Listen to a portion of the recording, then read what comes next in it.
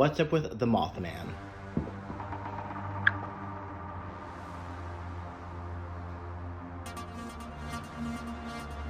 Alright, you magnificent Chaos Goblin, let's talk about the esoterics and fuckery of Mothman.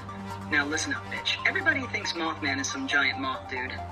No, that is the dumbest possible interpretation. Because first of all, have you seen the descriptions? Big red glowing eyes, huge wings, shows up at night, stares at you, doesn't pay rent, doesn't explain himself, then disappears. That's not a moth. That's an emotionally unavailable ex-boyfriend. Let's start there. Now here's the weird shit. Mothman never shows up and says, open quote, greetings, bitch. Here's what's happening. Close quote, no. This winged shit whistle just appears. Stares, makes everybody uncomfortable. Leaves. That's the whole thing. And then 6 months later, a bridge falls down, or somebody's life explodes, or some weird-ass event happens, and people go, open quote, wait a minute. Close quote. That's why Mothman fascinates people. Because he's not a monster. He's a warning label. He's cosmic foreshadowing.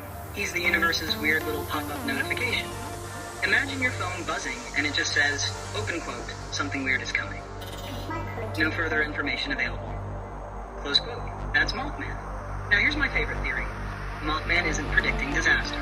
Mothman appears before disaster because humans only notice weird shit when something happens afterward. Think about it. You see some giant red-eyed winged bastard in a field. You're gonna remember that forever. Then later something weird happens. Your brain goes, open quote, oh shit, it was the bird bastard. Close quote. Now let's get esoteric, because Oracle mode is about to get stupid. What if Mothman represents intuition? That feeling you get before something changes. You know the one. You can't explain it. Nothing is technically wrong. But your gut is doing cartwheels. You know a relationship is ending. You know a job is ending. You know something's about to shift. You don't have proof. You just know. That's Mothman energy. The giant red eyes are awareness. The wings are change. The darkness is uncertainty. The confusion is life. And the giant terrifying appearance is because the universe apparently has zero subtlety. Imagine if intuition looked like a giant glowing-eyed forest asshole. That's Mothman. And honestly, the funniest thing about Mothman is that nobody ever reports him doing anything. He just exists. Bigfoot's out there stomping around. Dracula's biting people.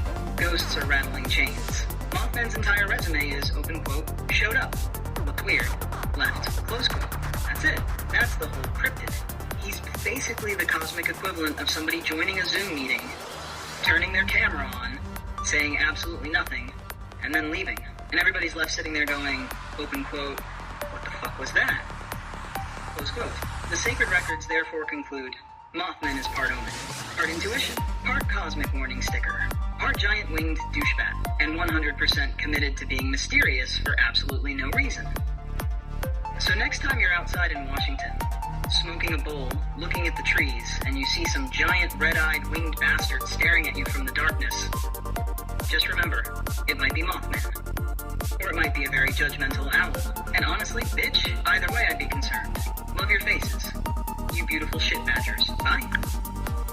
Bitch, don't fucking plant seeds in my mind, because, you know, lots of weird shit, because I had a roommate one time, call her Stephanie, because her name was fucking Stephanie, and she's native, and she told me all these stories about, like, Sasquatches, like, came up to her, and, like, especially female Sasquatches, and, she said this weird cool thing that, like, male Sasquatches smell like rank shit with the female ones, like, smell good, like floral or whatever.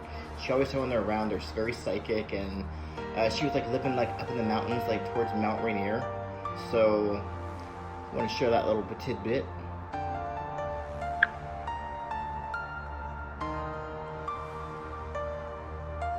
Bitch, first of all, that's exactly the kind of story I'd expect to hear in Washington. You people don't tell stories like, open quote, I saw a deer, close quote. No.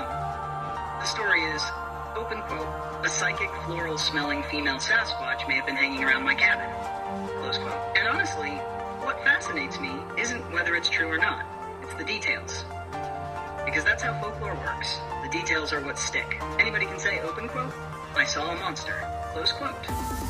But when somebody starts talking about smell, behavior, personality, differences between males and females, where they show up, how they act, that's when you know you're hearing an actual tradition or belief system, not just a jump scare story. And I actually think the smell thing is funny because it's so specific. Open quote, Smells like a garbage truck fought a wet dog, close quote. Female Sasquatch, open quote, forest flowers and mystery, close quote. The contrast is incredible. Now, in Oracle Campfire mode, the thing I always find interesting about stories like Stephanie's isn't the creature itself. It's that almost every culture has stories about beings that live just beyond the edge of civilization. The woods, the mountains, the deep places. The places where humans stop being fully in control. That's why those stories survive. And honestly, if somebody spent years living near Mount Rainier, deep in the woods, seeing weird things, hearing weird things, having weird experiences, I'm not shocked they'd end up with stories. The woods are weird. Not necessarily supernatural, just weird. You sit in the forest long enough, and your brain starts noticing things city people never think about. Sounds, movements, patterns. The feeling of being watched. Animals watching you. Owls staring at you like you owe them money. Now, what I personally jump to, open quote, psychic floral Sasquatch lady, close quote.